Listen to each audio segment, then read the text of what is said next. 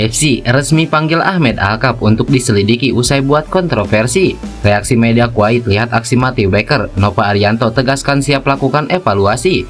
Lama tak terdengar, timnas Indonesia akhirnya kasih pesan begini ke Elkan Bagot. Aksi gila Emiliano Jonathans di Liga Belanda curi perhatian klub top Eropa. Jadi, simak informasi selengkapnya sebagai berikut.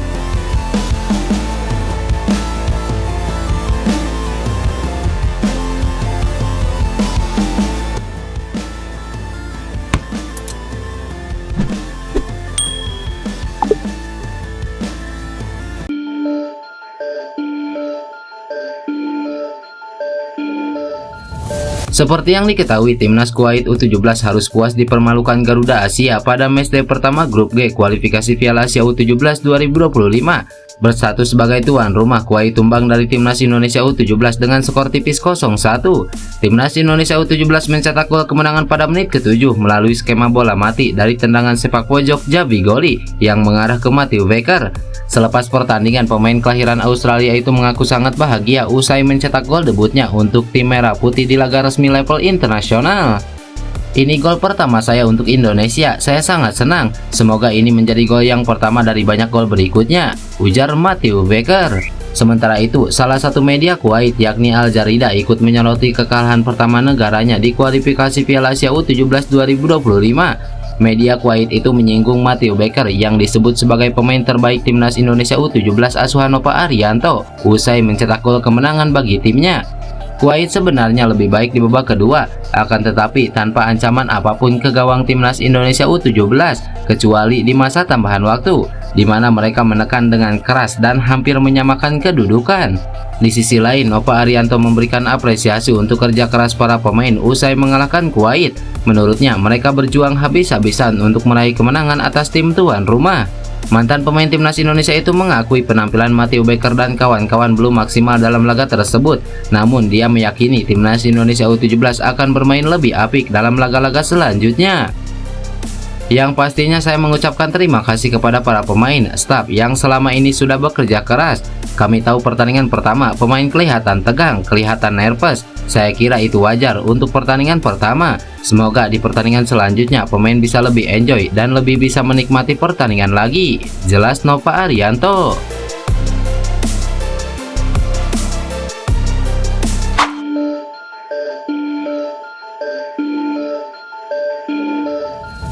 Timnas Indonesia akhirnya menyampaikan pesan kepada Elkan Bagot yang telah tersisih dari skuad sejak akhir Januari 2024 lalu. Pesan yang diberikan Timnas Indonesia adalah perihal ucapan ulang tahun kepada Elkan Bagot. Ya, bek Blackpool FC itu merayakan ulang tahun ke-22 pada hari Rabu kemarin. Dalam unggahan itu, Elkan Bagot terpampang tengah berpose, menyilangkan tangan dengan mengenakan jersey terbaru Timnas Indonesia garapan Erspo. Merujuk tanggal perilisan jersey Timnas Indonesia versi Erspo yang berlangsung pada Maret 2024, foto Elkan Bagot amat disebut telah mengalami proses manipulasi. Pasalnya, Elkan Bagot sejauh ini belum pernah membela Timnas Indonesia selama menggunakan jersey Erspo. Selepas itu, Elkan Bagot memang dipanggil Sintayong untuk playoff Olimpiade 2024 kontra Guinea. Namun dirinya dikabarkan tidak memenuhi panggilan itu. Insiden tersebut digadang-gadang jadi awal keretakan Elkan Bagot dengan pelatih Sintayong. Hingga kini, Elkan Bagot telah melewatkan seluruh laga kualifikasi Piala Dunia 2026 zona Asia yang dijalani timnas Indonesia sejak putaran kedua. Saat timnas Indonesia krisis bek tengah berkaki kidal, Sintayong pun tetap tidak memanggil Elkan Bagot.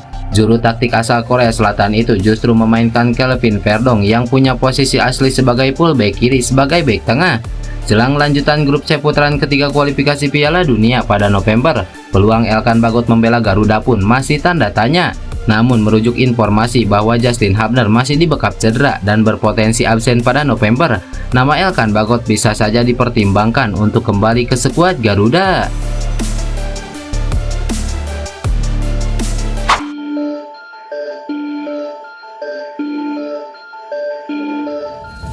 Calon pemain timnas Indonesia Emiliano Jonathans dirumorkan akan meninggalkan klub Vitesse Arnhem pada bursa transfer musim dingin mendatang. Salah satu media Belanda, De Gelderlander, melaporkan klub Vitesse besar kemungkinan akan merugi dengan hengkangnya pemain keturunan Depok itu dengan status bebas transfer.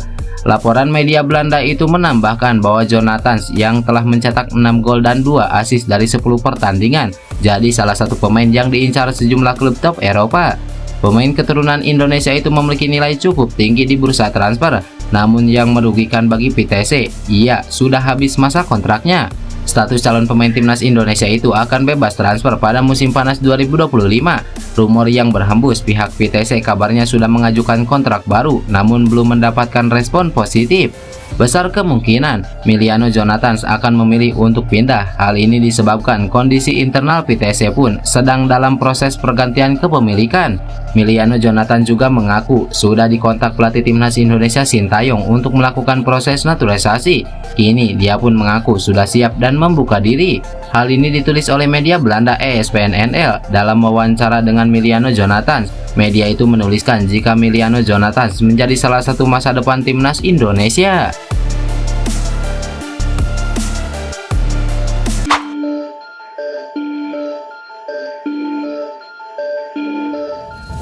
Selebgram asal Bahrain Noaimi ternyata bohong usai dirinya ngaku sudah tiba di Jakarta, Indonesia. Sebelumnya, Noaimi mengabarkan bahwa dirinya telah mendarat di Bandara Soekarno-Hatta via Instagram Stories pribadinya. Orang Bahrain itu mengaku memang akan datang ke Indonesia usai ditantang netizen, apalagi ia menjadi sorotan karena menghina lagu kebangsaan. Hal itu dilakukannya setelah skuad Garuda mengalami kekalahan lawan Cina. Noaimi mengunggah video ejekan dengan menghina lagu kebangsaan. Banyak spekulasi bahwa kedatangan Noaimi ke Indonesia adalah akal-akalan Bahrain yang ingin memindahkan venue pertandingan menghadapi Indonesia. Menariknya, Noaimi yang mengaku sudah mendarat di Indonesia justru berbohong, sebab ia malah berada di Barcelona bukan Jakarta. Dari postingan Instagramnya, selebgram Bahrain tersebut menyaksikan laga Barcelona melawan Bayern Munchen di Liga Champions. Terlepas dari hal itu, banyak warganet Indonesia juga merespon dengan cerdas. Jika Noaimi memang datang ke Indonesia, muncul seruan agar ulahnya tidak usah ditanggapi.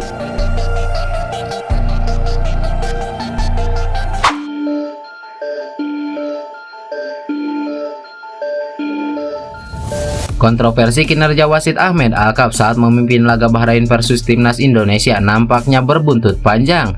Federasi Sepak Bola Asia atau AFC memanggil dan menyelidiki kinerja wasit asal Oman saat pertandingan Bahrain kontra timnas Indonesia. Kabar penyelidikan itu dibocorkan jurnalis asal Arab Nahar Kurnais melalui akun X-nya. Tak hanya penyelidikan, Ahmed Alkaf dihadapkan dengan hukuman berat dari AFC apabila terbukti melakukan hal yang mencederai sportivitas.